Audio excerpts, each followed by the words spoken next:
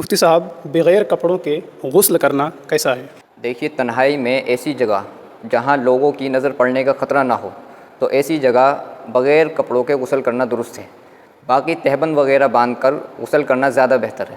ایک دوسرا مسئلہ کچھ یوں عرض ہے کہ غسل خانہ اور بیت الخلاء میں بات چیت کرنا کیسا ہے؟ دیکھیے، باتھ روم اور ٹوائلٹ میں بلا ضرورت بات نہیں کرنی چاہیے، لیکن اگر ضرورت پڑ جائے تو بات چیت کرنے کی اجازت ہے۔ مثلاً کسی ضروری بات کا جواب دینا ہو تو یہ منع نہیں ہے، بلکہ جواب دیا جا سکتا ہے۔ عرض ہے کہ اگر کوئی شخص فرض غسل میں کلی کرنے کے بجائے پانی پی لے تو کیا اس صورت میں اس کا غسل ہو جائے گا یا اس کا غسل نہیں ہوگا اور اسے دوبارہ لوٹانا پڑے گا؟ کیا حکم ہے؟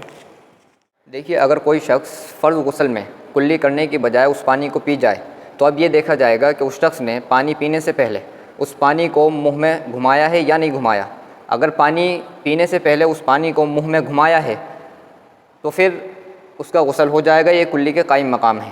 لیکن اگر پانی اس طرح پیا کہ پانی منہ کے سب کناروں تک نہیں پہنچا بلکہ زبان سے لگ کر حلق میں چلا گیا تو یہ کلی کے قائم مقام نہیں ہے، لہٰذا بعد میں صرف کلی کر لینا کافی ہے، پورا غسل لوٹانے کی ضرورت نہیں ہے۔ اللہ عمل کی توفیق عطا فرمائے۔